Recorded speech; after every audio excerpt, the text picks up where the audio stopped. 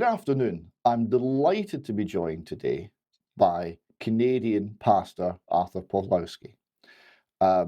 UK column viewers will know and love Artur from his resistance to tyranny, ongoing resistance to tyranny in Canada. And he was one of the beacons of hope in the darkest days of the COVID lockdown. We've interviewed some of the other ones. Musician Brad Skistimus, who provided the soundtrack for resistance to COVID tyranny, was one. And we've had a very small number of outstanding medics and politicians and pastors on to talk about how they resisted the lockdown, how they resisted the tyrannical government, and how they resisted the pressure, the intimidation that came with it. But of all the memorable pieces of resistance, Arthur's responsible for perhaps the most single memorable phrase, a phrase that was so good that it probably got him in a great deal of trouble because of its accuracy. This is when he threw the authorities out of his church, and we have a clip. Please get out. Get out of this property. Immediately get out. Get out of this property immediately. Out. I don't want to hear anything. Out of this property immediately. I don't want to hear a word. Out. Out. Out of this property immediately until you come back with a warrant. Out. Out. Out. Out. Out. Out of this property. Immediately out. Immediately go out and don't come back. I don't want to talk to you. Not a word. Out of this property. Immediately out. I don't care what you have to say. Out. Out. Out of this property, you Nazis. Out. Out. Gestapo is not allowed here. Immediately, Gestapo is not allowed. Out! Do you understand English? Get out of this property. Go. So go. Go. And don't come back without a warrant. Out, Nazi. Out. Out. You understand? Nazis are not welcome here. Out. And don't come back without a warrant. Do not come back without a warrant. You understand that? You're not welcome here. Nazis are not welcome here. Gestapo is not welcome here. Do not come back, you Nazi psychopaths. Unbelievable, sick, evil people. Intimidating people in a church during the Passover. You Gestapo, Nazi, communists, fascists. Don't you dare coming back here. Can you imagine those psychopaths? Passover, the holiest Christian festival in a year, and they're coming to intimidate Christians during the holiest festival? Unbelievable. And that hugely resonated with everyone around the world who was resisting tyranny. Our audience loved it. I particularly liked the point where you wouldn't allow them to lie to you. I don't want to talk to you, you Nazis. This was wonderful. So to start off there, Artur, what was the immediate lead up to those events? Well, my ordeal started years before. I'll just give you a little, history. As you can tell, I grew up behind the Iron Curtain under the boots of the Soviets in Poland. So, of course, being a Polish citizen, I've heard about the Nazis, fascism. I grew up in a city with a concentration camp, playing as a kid in the bunkers of the SS. So history was a big part of me growing up, and seeing tyranny firsthand under the boots of the Soviets, seeing solidarity movement, people taking it to the streets and resisting and being shot and arrested, tanks and machine guns, 80, 81, 82. Of course, that built who I am right now. Anyway, we emigrated to Greece, and then from Greece to Canada, because Canada was offering us freedom. We did not emigrated to Canada for money. We emigrated for freedom. We were told by the officer in the embassy, come to Canada. Canada is the freest country on earth. In Canada, no one will ever persecute you for your faith. And of course, when I walked away from the business realm, I started to work with the homeless people. And that's what I do to this day. That's my 24th year taking care of the homeless. We feed thousands of people on the streets of not just Calgary, but many other cities and on number of continents. So in 2005, I got my first shock when the authorities came and they declared that feeding the homeless it's illegal now in Canada. Congregating is illegal. Having illegal signage, Jesus loves you, that's also illegal. I mean, everything we were doing, preaching was illegal. Giving Bibles was illegal. Giving free goods and services, prayer was outlawed. And I was the first Canadian to be arrested for publicly reading Bible in 2006. Anyway, that triggered a war with the authorities for 10 years, over 100 court cases, over 300 citations, and 11 arrests. So I won in 2015, and those people left me be for a few years, and then suddenly an invisible enemy shows up. I'm feeding thousands of people on the streets of my city, and then I received a letter in the beginning of 2020 that I gotta shut down my soup kitchen. Why? Because we're in the middle of this pandemic. And so what I did, I replied to them and I said, "Listen, people, if we're truly in the middle of this crisis, then my services are needed more than ever. What is going to happen when you shut down shelters with those 15 to 20,000 different individuals roaming streets? They're going to turn into crime. They will whack your mother's head. They will break into cars, into garages, into houses." But no one replied to me. Even I sent a letter to the premier, to the ministers, to the mayor. No one cared. They showed up, 12 officers at our church. I am a pastor of two churches. One is called Street Church, streetchurch.ca. That's where we feed the homeless people 3 times a week. And then I pastor a church in a building. That's the one that you saw me kicking those Nazis out of our place of worship 3 times a week as well. So they started to come with tickets. And the first time they showed up, I became the first Canadian to receive the COVID Nazi ticket in the beginning of 2020. Then they started to show up, regularly every time we were meeting, intimidation, attacks, tickets. During that time, I received over 40 citations and I was arrested 5 times.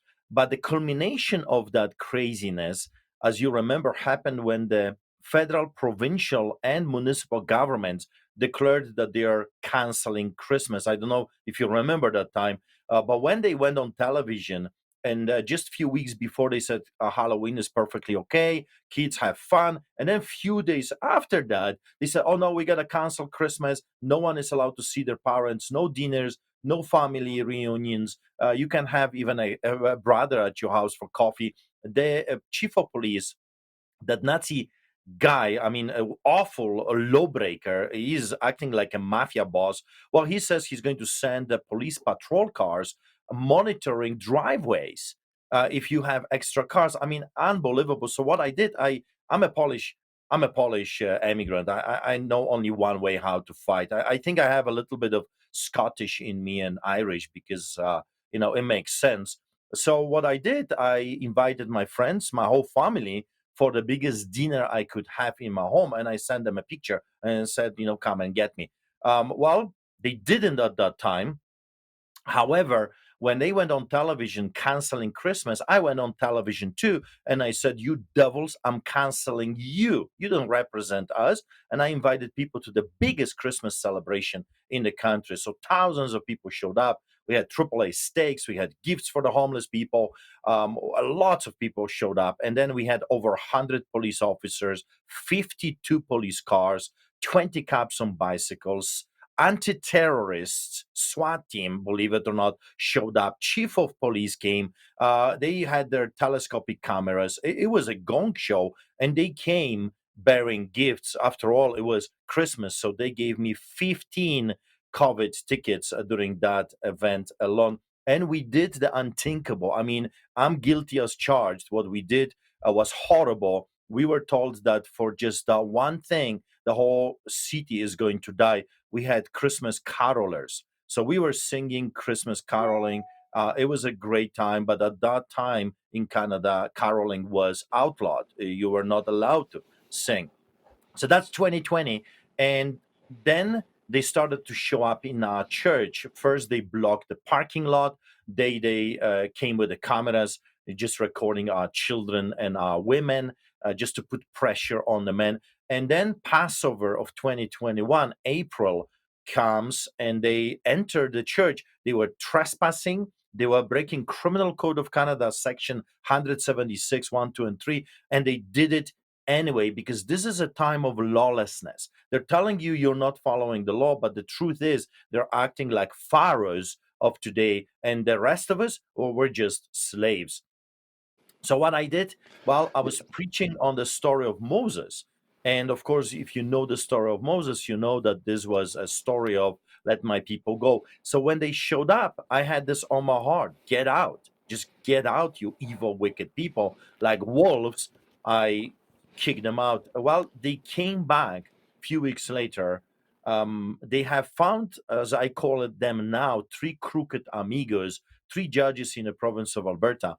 The first one, David Gates, and I don't know if he's a related to Bill Gates, that snake, but David Gates, the judge in Alberta, gave them the power to enter our church anytime they want with whomever they wish to enter it, and they can arrest me using any force deemed necessary. So the SWAT team shows up. Well, I kick them again. They showed up again, kick them again. They've never entered our church again. We stood at the door, and you can kill us, you can shoot us, you can arrest us, but you are not coming in unless you are walking through us. So they didn't. What they did, however, they went to the boss of judges, a second crooked amigo, John Rook, the crook, as I call him, and he gave them the power to arrest anyone, children, men, young, old, the entire population of the province of Alberta, if anyone dares to oppose a health inspector. Can you believe it? All your laws, all your rights gone, like during the Nazi, just like during the Soviet era. So they showed up again with the SWAT team, opened the door. But here was a surprise. We had a standing room only. The church was absolutely packed, and they realized it's going to be a blood bath here. So they waited for the people to go home, and then we got arrested on the way home with my brother David in the middle of the highway. Yeah, we'll come to that in a moment, the arrest. I think it was very striking that they wouldn't arrest you in the church, because obviously, I mean, that's just an admission as to what they are.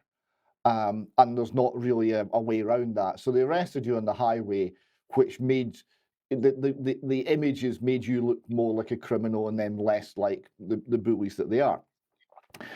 It's very interesting that you started off with your life in Poland, because although I was born and brought up in central Scotland, my earliest kind of political awakening was 1981, and it concerned Poland. I remember following the Gdansk shipyard strike, like Valenza. I used to, as a lad, I would write Solidarność with a little Polish flag in the margins of my school jotters, right? And I was following this intently, and was very involved in this struggle for freedom. And then I started to see similar things, less extreme, but similar issues in my own country, and became very settled that the state and all that goes with it, the intimidation and the lack of personal liberty, is a threat, and that all of these organisations have a totalitarian streak a mile wide.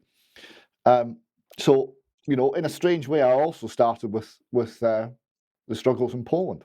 Actually, just one thing before we come to the rest. I've spoken to some pastors in Scotland who resisted. They were very few in number. I think there was 12 churches, a good biblical number, but there was 12 churches that eventually took the Scottish government to court, and they did win, and they got all of the restrictions on worship deemed unlawful and removed. So kudos to them. But one of them, a chap called John William Noble, who we've also interviewed in the column, he stood up and he said very plainly that the churches the broader Christian community need to repent of their cravenness, of their cowardice, of their unwillingness to resist, of their willingness to allow the state to be the head of the church and to close churches and to simply meekly comply. And just before we go on to your arrest, how much support were you getting from other churches in your area? Well, I will echo the words of your pastor in Scotland. I believe that this was the biggest failure or biggest treachery or betrayal since Judas Iscariot. I mean, historically speaking, the churches have never shut down. Didn't matter if it was a war, it didn't matter if it was Black Plague, it didn't matter if it was leprosy. The churches historically were always kept their doors open and doing the mission, go into all the world and preach the gospel to all creation until now. So shame on those clergymen that did it. However, God spoke to me and he said, well, the betrayal is huge. They sold Jesus again for silver coin or a bowl of soup or comfort, whatever you wanna call it. However, just like Peter was restored, now God wants to restore the church. So they failed him globally. I agree completely. However, it's not over. God wants to restore, he wants to build up, he wants to forgive them, just like he did with Peter.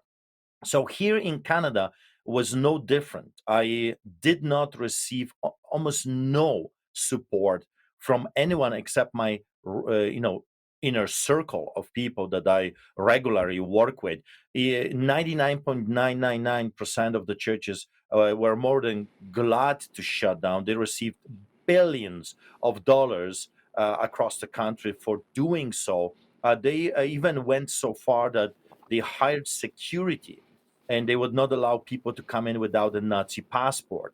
They segregated, separated, muzzled their people, and they were glad to do it because they received so much money from the government. But then when they started to do the jobs cleanings, where they were stabbing people with that experimental thing, well, they opened the churches and they were glad to use it because, again, the government was giving them so much money. So I've never, ever historically have seen a bigger betrayal than during that era. So God is shaking the establishment. If you will, he's flipping the tables on the establishment once again. About half a year before this happened, I had a vision, and I don't have many visions, but when I do, I know it's God. So he showed me a fence, and people were sitting on the fence. I could not see the end of the fence.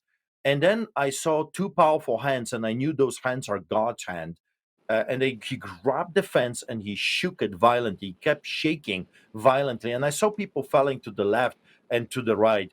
And he kept shaking. When he was done, no one was sitting on the fence. And then he spoke to me. When I'm done shaking, everyone will have to choose either me or the devil. So let me just say this to you. I believe that God is coming back. Jesus Christ is coming back, but he's coming back for a glorious church, not entertainment, not sold for money, not Judas Iscariots or cowardly, but a church that is glorious. And in order to have a glorious church, he has to allow that church to go through the fire like Shadrach, Meshach, and Abednego.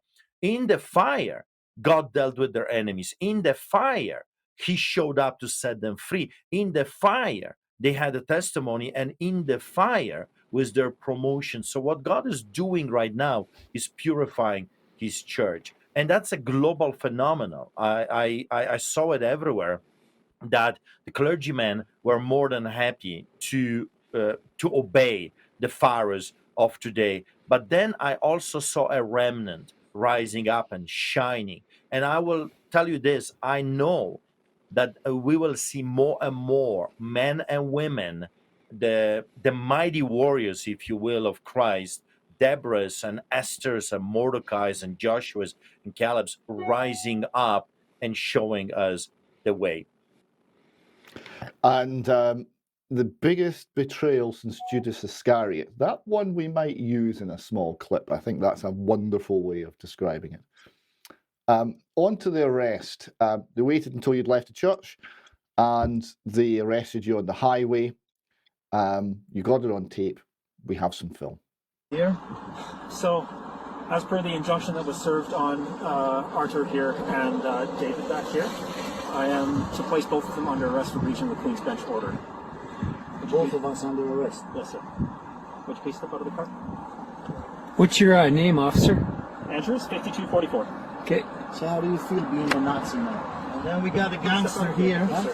How do you feel Wanna being be a Nazi and breaking the Gestapo. What's his officer? What's your name and I'm number? asking you. Sorry? What's your name and number, please? 5283 Constable Darwood. A Nazi, a lawbreaker. You're breaking the Charter of Rights and Freedoms. How can you look in your mirror, man? So I have advised both you and Mr. Pawłowski over there, you guys are both under arrest. Please, if you would, Dave, step can on the you vehicle. hold this? Slide. Shoot. Report the police.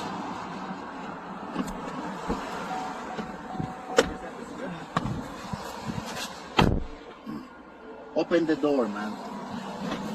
Whoa! Stop!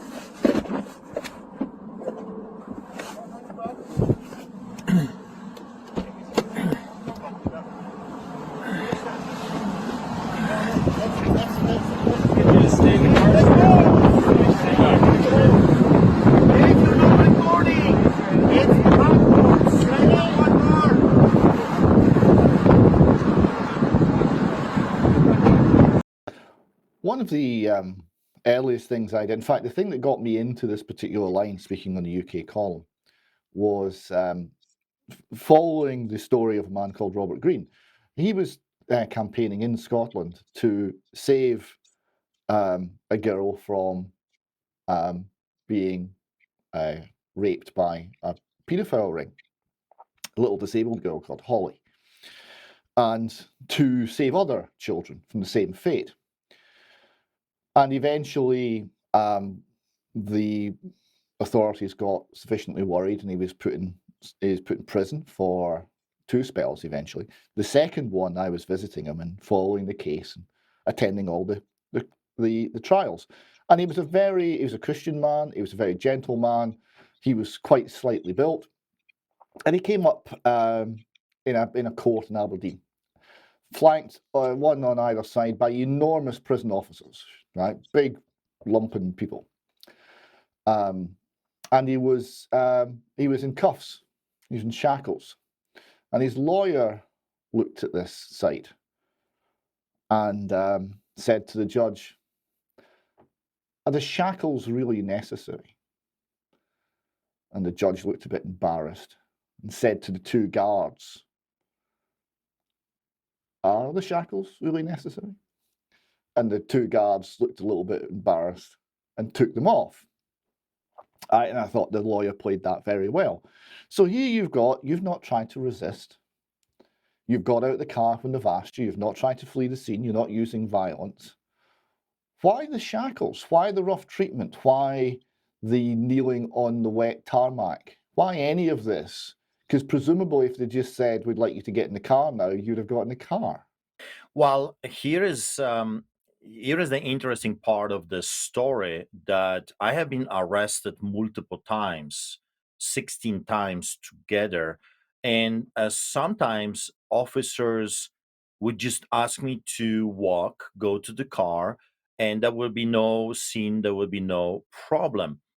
For example, in Canada, the police officers could contact my lawyer. I mean, the lawyers were in communication back and forth with the judges and the crown prosecutors. They could say, "There is a warrant for Mr. Artur Pawłowski, your client. Please tell him to, to come to the police station," and that would be it. There will be no drama. There will be no spectacular arrest in the middle of the highway. But I'll tell you why they did it. They did it because they were sending a message to other clergymen, to actually everyone in the country. If we can do this to a clergyman, if we can do this to Artur Pawłowski, we can do this to anyone, to you as well. So you bow before our tyranny or else. That was the message. That's why they were coming with SWAT team. I mean, there was no need for anti-terrorists to come. I have no record of violence. I'm a clergyman. I am doing a public ministry for the past 24 years. They know me. I have been in the city forever, since 1995. I used to own media. I am very well known in the city. I have been involved in the political realm. I have friends. I was organizing meetings inside City Hall for many years. So they all know me. They know that there is absolutely no need for that, and there is no violence coming from me ever. So all of that was a show, theater, if you will. They wanted to send that message. They were sending a message, but you know what? God was also sending a message.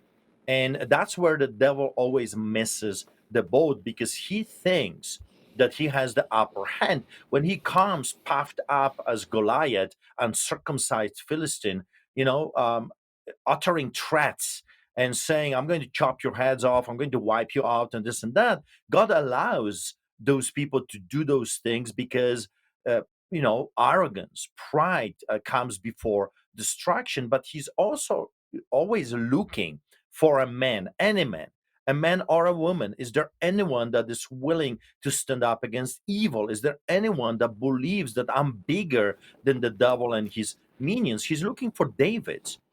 And when the David shows up, it's a remarkable thing, because David doesn't need anything, what the world has, if you will. What he needs is God on his side, which David's always do, and a smooth stone, whatever God provides. So when you look at the uncircumcised mountains in your life, you got to remember that on the other side of the mountain is your destiny. If David was not willing to tackle the bear or the lion, if David was not willing to stand in front of this giant of a mountain called Goliath, he would never become a king. So here is the story with the church. Church missed the boat because they needed to show to the whole world that there is a bigger God than all those globalist minions around the world. And they didn't. They got scared, just like the rest of Israel during the time of David. Where was Saul and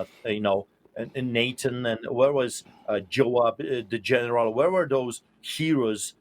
In front of the Philistine army, they were all scared to death until David, an outsider, showed up. So as you can tell, I am an outsider in this country. And I was just simply willing to stand up. Why? Because I know my God. And the two things that I believe the church needs to understand, the two most important things: do you know who your God is? Do you know how powerful and big your God is? He is the God that raises the dead. He's God that moves the mountains. He is the Alpha and Omega, beginning and end. He is the King of kings and the Lord of lords. That's the number one thing. And the second thing that I believe that majority of Christians do not understand is who you are in God. You are the son or the daughter of the Most High God.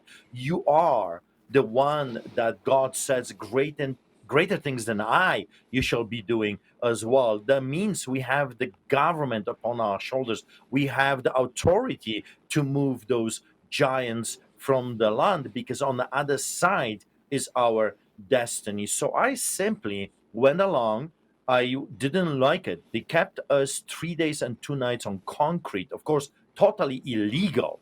And then they took us shackled like animals into the courts. They transported me upside down, believe it or not, a total craziness. And that's where I decided to go to United States for a few weeks, I thought, just to share my story. And then on the way back, 4 months later, I was arrested at the tarmac again, because I dared to baptize my daughter in the waters just a few months before. I was charged criminally and then charged again and again and again over 40 times. And then the track convoy came. Okay, wait. You were charged for baptizing your daughter. What was the charge? Being Christian without permission. I mean, what was what was the charge? Yeah, they always have, they have fancy charges. So, for example, I was charged multiple times for giving free goods and services. So in Canada, if you give a sandwich to a dying kid on the streets in a public street, you are actually committing an offense. When you pray for someone publicly in Canada, giving free goods and services. So as a pastor, as a reverend, if I lay hands on someone and pray in public, I just committed a crime.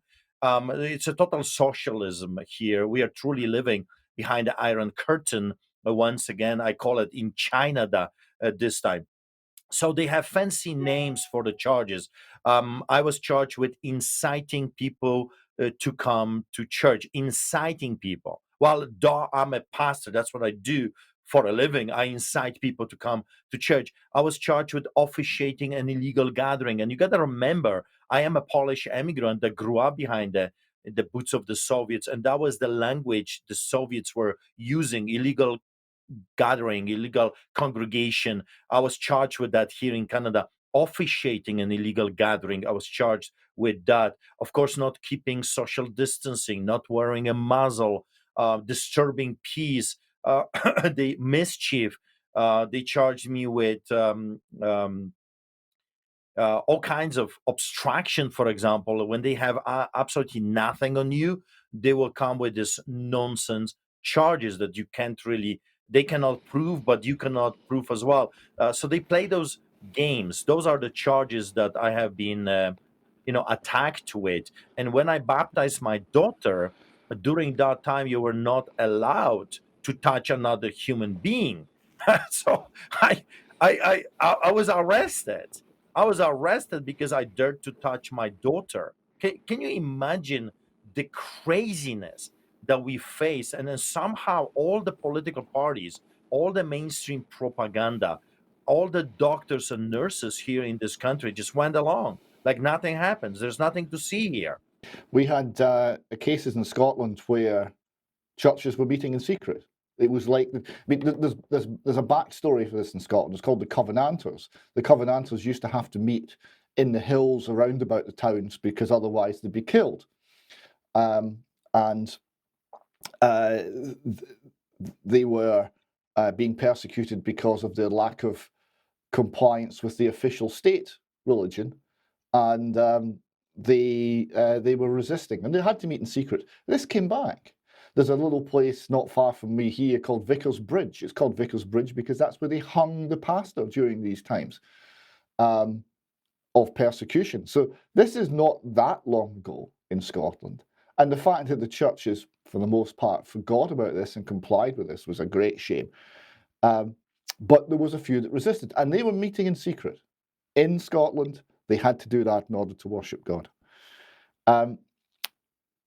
We've got here a couple of clips from Rebel Media of when you were released and when you got some good news from the courts. So we'll run those, and then if you maybe give us a little bit more of the background on that. How much vindication are you feeling today with the Court of Appeal saying, no, this is madness from the get-go? I would just want to scream, finally, Adam. Finally. I mean, I even have, shivers here. Like look, my hair is standing up. Finally.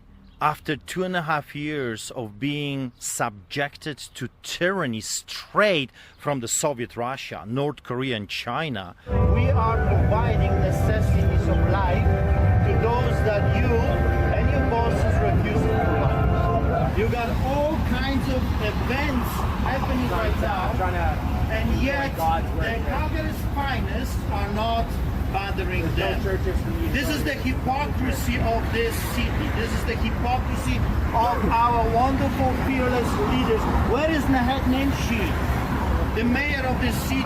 I mean, what they have done to me, my brother David, so many arrests, solitary confinements, sleeping on concrete, like the arrest after the Germain or the John Rook's order and David Gates. We spent 3 days and 2 nights on concrete. I don't know if people can comprehend what I'm saying, but that's no fun.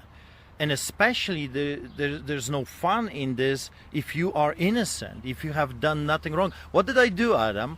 I just did what is a definition of my job. I'm a pastor. I opened the church. Well, I incited people to come to the church. That's what I do. I want people to come to the church. If you're hurting, if you're needy, if you're suicidal, if you're depressed, if you're hooked on drugs or alcohol, come. We'll pray for you. We will show you another way. And take it or leave it. It's your choice. Artur, the legal fight back, you obviously got some traction, you got some support, you got some wins in the courts, limited though the courts are in these matters in our country, sadly. And we're going to celebrate the wins. So what did you achieve there? Well, originally we lost. Adam Germain, the third crooked amigo, found us guilty, said that we had no right to keep our church open, and he gave us a compelled speech. We were the first Canadian citizens ordered by the courts to parrot government, just like you have in North Korea or Soviet Russia or China or Saudi Arabia. You must say what the government is telling you to say. The judge ordered us that every time we talk to another human being, we must tell the government line. And of course, the first thing that I did, still in the court, I said, Judge, I hope you're listening. I'll never ever obey this order. You can lock me up, throw the key away. I'll never obey your order. My brother David did the same thing, and they did not arrest us that day. They waited, and then they arrested us again, coming from a protest in the middle of the highway again. So we were charged multiple times, criminally charged, charged without mercy. And finally, when we filed an appeal, the three judges unanimously came to the same conclusion that everything that was done to us was completely illegal. The arrests were illegal. The orders were illegal. All of that stuff was thrown out. We were completely vindicated. And of course, that didn't resonate with the government well. So they came with a vengeance. When I was, during that time, we had rallies, 15 to 20,000 people every single week. I have become Canada's pastor, a freedom pastor. And when the truck convoy came, they asked me if I would be willing to officiate a number of services for them and feed the truckers. So, of course, we gladly did it. We fed them in the evening. I did the church service in the evening. Then I did another one in the morning. Off they went to Ottawa. I stayed behind. Like I said, I run multiple churches here, and I have been attending every rally. And we had up to 20,000 people every week. So they needed their pastor. And when Milk River and Coutts is a border between Montana and Alberta, where I live. When I was asked to go and do series of church services to the farmers and truckers there, of course, I gladly went and did it. I took my son Nathaniel, and then I took my worshiper, and we had Lord's Supper there, and we had hymns singing and national anthem, and it was absolutely amazing. Here is what I saw during the truck convoy. I saw people of every color, every creed, every background, every language, young and old, women and men, families bringing their children, their horses, their dogs, eating with each other, praying with each other, just laughing, loving, hugging, spending time. This was the most beautiful thing I've ever seen in Canada. The unity was absolutely amazing. The peace that was coming and joy. People were crying, and of course, they needed their pastor. So I did a church service. And then our CMP was there. Our CMP is like Canadian FBI. So they blocked the streets, and they recorded me. They took pictures, and they didn't allow anyone to go to another city or town called Coutts. That was a point of entry to Canada and United States. So I asked them if they would let me in, and they opened the barricade and they let me in. And I did a church service to the farmers there as well. We had Lord's Supper. We were singing hymns. We had a great time. We ate a dinner together, and I delivered a church sermon, a 19 minutes church sermon. Here's what I said to the people: stand up, rise up. This is your land. I told them about Lech Wałęsa. I reminded them about Solidarity movement that paralyzed the entire Soviet tyranny by just simply non-compliance. Do not work for the pharaohs, and it's over. When you got the power, You can stop this insanity now if you will not cooperate with the villains, with the tyrants, dictators. You have that power. And I said, do it peacefully, no guns, no swords. And of course, that resonated with the people. And I went home. No one stopped me. A few days later, I was told later that they were parked outside my home monitoring me. I was arrested, and the arrest was absolutely unbelievable. It was like a takedown of Escobar of Alberta, El Chapo of Calgary, Al Capone. I had a SWAT team. They were detectives, undercover police, Calgary police uniformed units. It was a gong show. They blocked the streets and they arrested me and interrogated me for hours. And later, I was stripped naked, sent to solitary confinement. They took me from my solitary cell. They placed me in metal cages, like I learned about when I was growing up under the boots of the Soviets. Incredible things. I didn't know what was going on.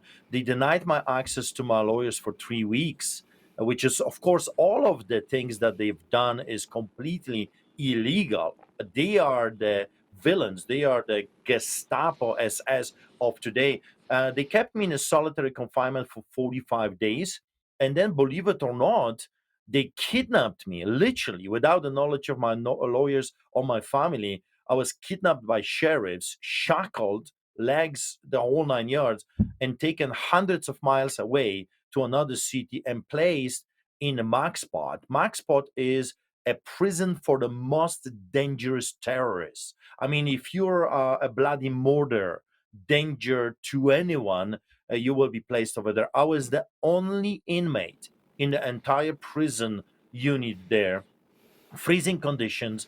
During that time, already 5 inmates testified that the guards were giving them incentives to murder me or to beat me up. So I had a half an hour to go out, take a shower, and use a phone. So I called my wife and I said, I don't think I'm coming home. I think they're going to kill me here. It's freezing conditions. They refuse to give me a blanket. I'm shivering. I can't sleep. I can't do anything. They even would not give me a pen because they said I'm too dangerous to have a pen. So I said, they're going to finish me off unless you do something. She called a lawyer. Lawyer sent a letter to the judge, and then that scared them because a remand center, the prison here, is a private institution.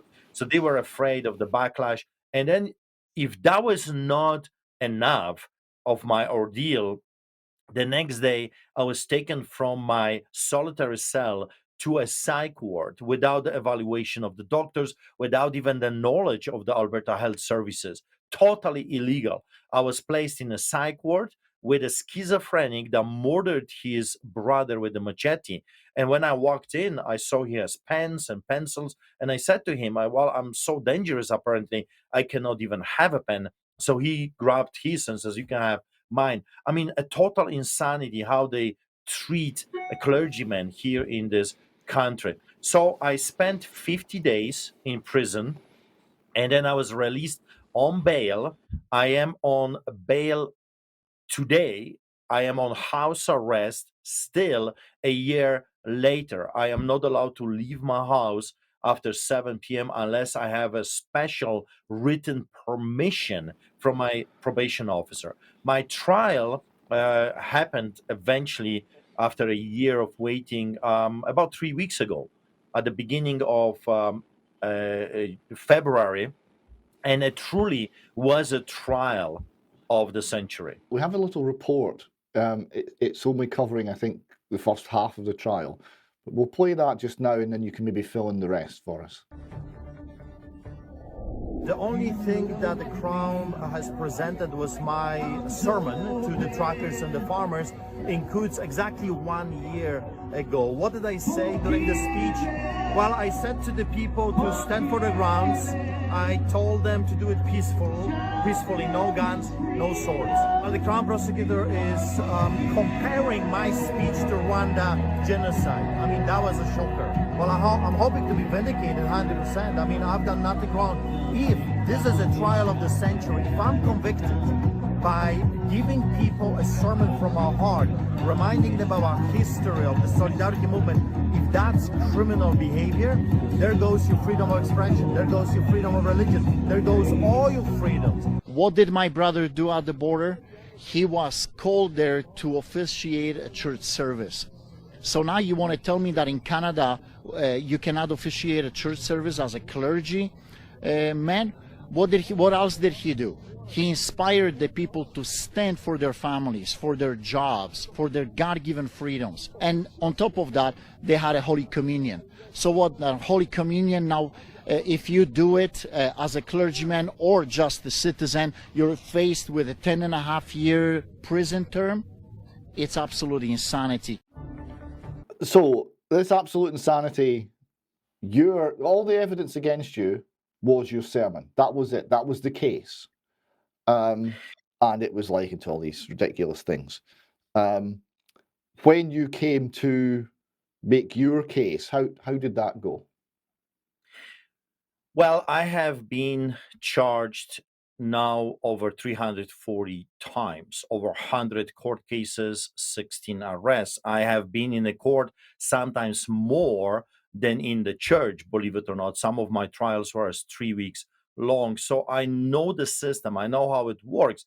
The shocker for me was that the Crown prosecutor did not even call one witness. He said, I don't need any witnesses. What this man said, his sermon, was criminal in nature. I am the first and the only Canadian citizen to be charged with interfering with the crucial infrastructure under the Defense Act, like terrorism. So what happened, it has never been done in this country before. They put a sermon on trial, and that's what it was, a sermon, word by word. And the Crown prosecutor was going through line by line, trying to tell the judge what I meant by what I said. He compared my speech to Rwanda genocide. He compared my sermon to someone that was inciting murder. Can you believe it? I mean, a total insanity. What people do not understand that historically speaking, when the freedom of religion goes, all the other freedoms follow. I mean, freedom of religion is an essential, a fundament, a pillar, if you will, in any free and democratic society. When that goes, freedom of religion, freedom of expression, freedom of the media and other forms of communication, freedom to congregate peacefully, all of your rights will go away. So that was a shocker. Sitting in the court for 2 days and just listening to lawyers back and forth, talking about what you meant by what you said, and then the Crown prosecutor comparing it to a place where hundreds of thousands of people were murdered with machetes. It was a total insanity. So the trial ended. The judge reserved his decision until the 2nd of May. So it's not over for me. I'm facing 10.5 years of imprisonment. As we're speaking right now, I'm still on the house arrest. So my ordeal is not over yet. Well, a couple of things. Firstly, it is remarkable that they put a sermon on trial. I don't know if it's possible, or you might want to wait till after the 2nd of May, but I think the UK column would like to get a print of that sermon and publish it, because that's a remarkable data point in the surrender of the West to evil, is to put a sermon on trial. And I think people would be interested in seeing just what you actually said. Another aspect of this is when you're dealing with the far left, which all these state organizations are and ruled by, they use your vocabulary but not your dictionary. So they change the meaning of words. Here they're clearly doing it for a reason, to get some sort of conviction to silence you. But they do it on a routine basis. And they don't believe in truth. They don't believe in truth versus lies. They just believe in power, and they believe they have the power to change meaning. And the final point is the court deciding on meaning, the court deciding on context. We've seen this in Scotland as well, that you can't argue that this is what I meant, because the court says, no, we decide what you meant. We decide, not you, not a jury of your peers. Was it a jury, by the way? Was this a jury trial? No, it was before the judge, and you're absolutely right. Is here in Canada, I don't know how the system works in UK, but in Canada, the politicians appoint judges. So the judges are not elected, therefore they are not working for the people or the justice system. They're working for the politicians that elected them. And the same with chief of police. He is not elected; he is appointed. He works for the mayor. He doesn't work with his force. Right now, as I call them, the Gestapo, because that's how they're acting. They're no longer peace officers. They are SS brown shirts of some sort. They are being appointed by the politicians. So we've lost checks and balances. There is no accountability. A judge can say and do whatever he pleases, and there's absolutely no mechanism right now to remove him from the bench. It's absolute insanity. And of course, when people have that kind of power, that they can get away literally with the murder, which they are escaping right now, well, you've got a totalitarian regime. That's why I don't call Canada anymore a democratic country, because it's not. We're being run by psychopaths, we're being run by tyrants, law breakers, people that do not obey their own rules and regulations. You know, when we were arrested in the middle of the highway with my brother David, you know, the politicians here in this province, so the premier, the biggest guy here, he had a party and he was caught red-handed with his ministers. Whiskey party. Of course, he broke his own rules and regulations, his own mandates, but that's okay because they are the pharaohs, and you're just slaves. And one law for me, one law for thee. That's what we are experiencing right now in our nation, a lawlessness and a psychopathic individuals that think they're above the law.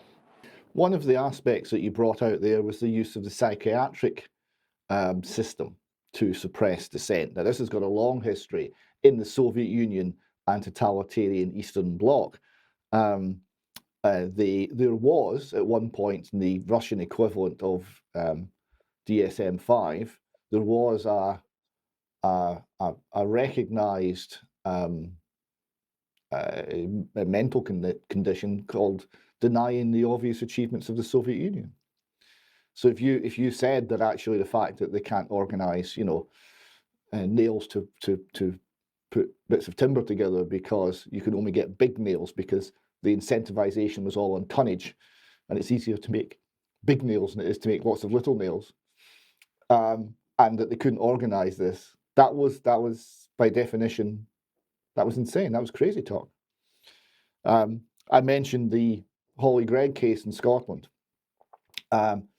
Holly's mother, when she reported the crimes, went down one day to put the bins out and was basically jumped by some nice, caring professional people who pulled her pajamas down in the middle of the street, stuck a needle in her bottom, and she woke up in Cornhill Mental Hospital in Aberdeen, having been committed, because to report the abuse. Well, this is crazy because the abuse involves some important people in police and the courts and elsewhere.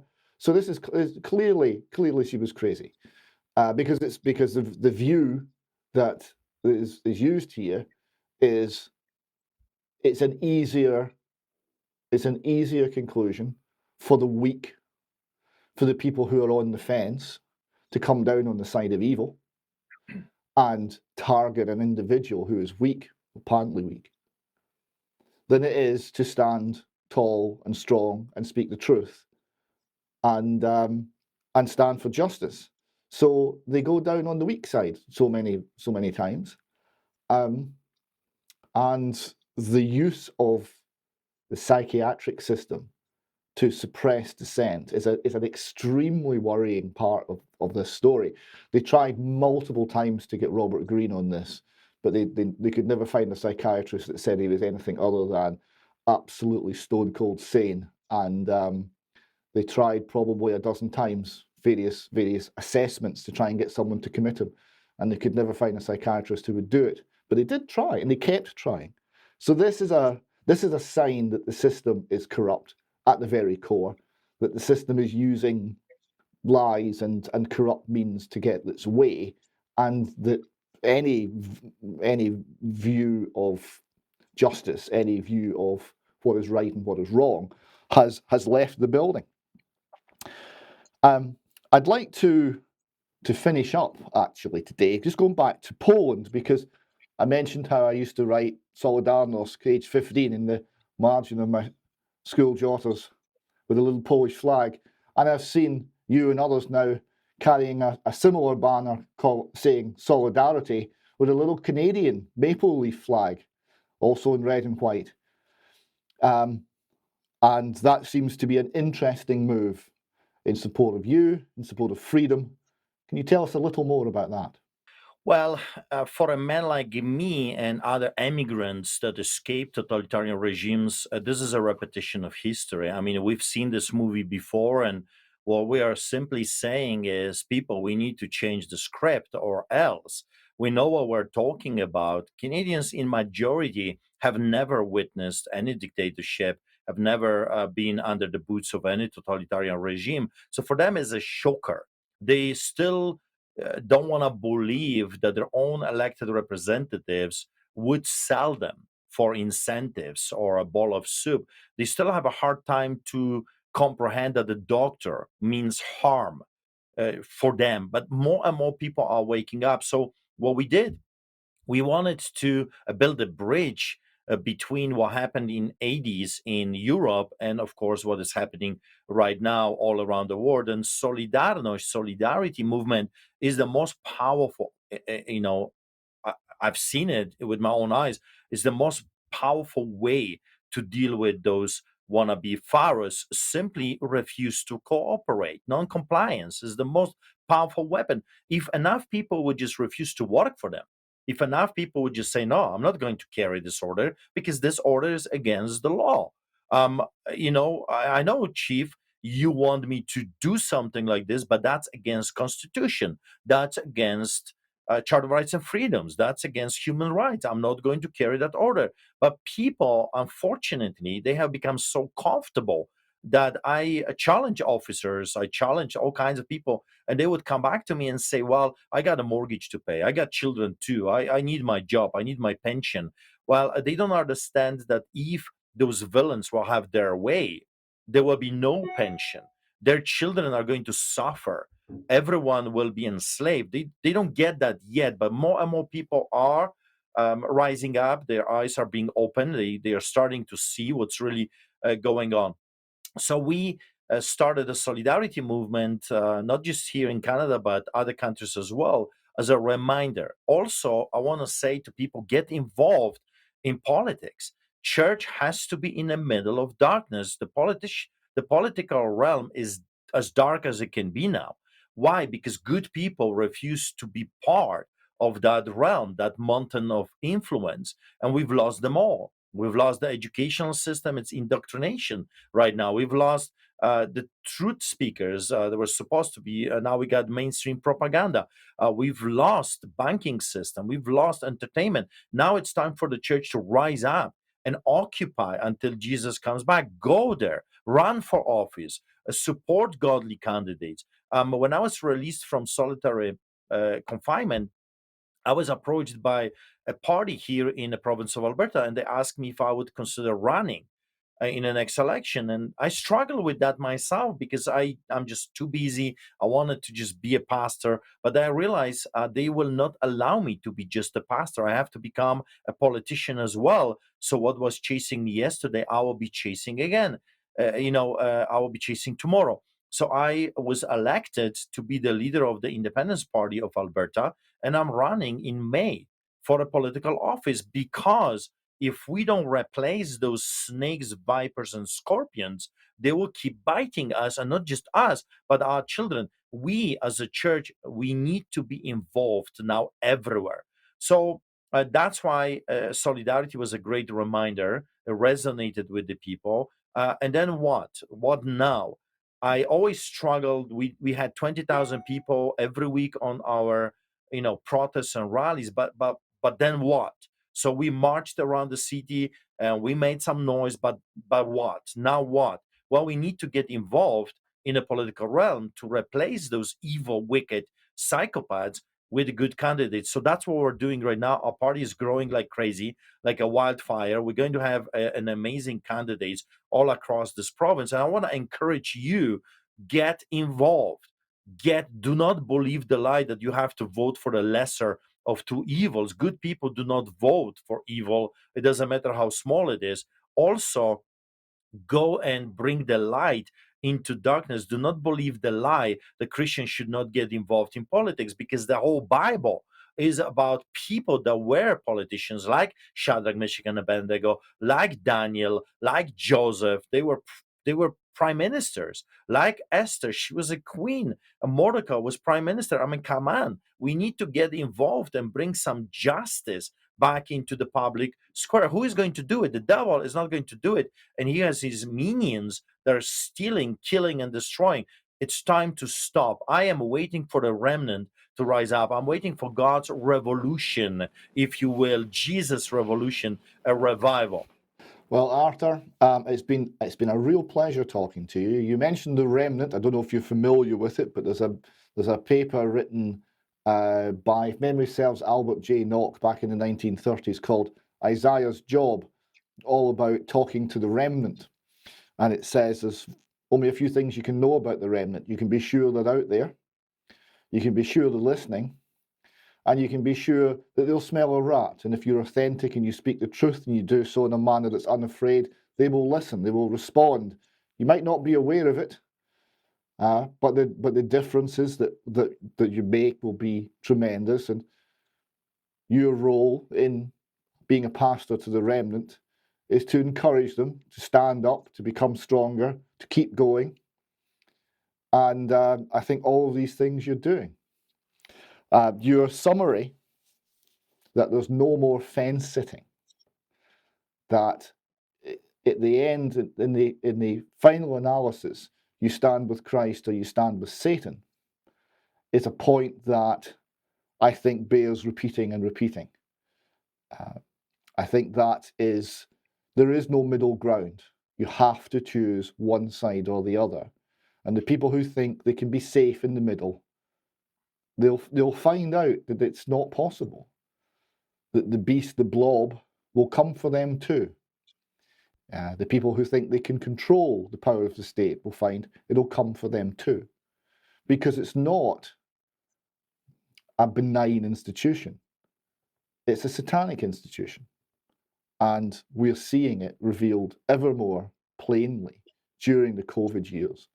And as you've attested there, continuing to this day with its persecution of you and others. A final Robert Greene analogy. Robert Greene stood for election to publicise the abuse that Holly Gregg suffered. He stood in Aberdeen, in the constituency where most of the abuse took place.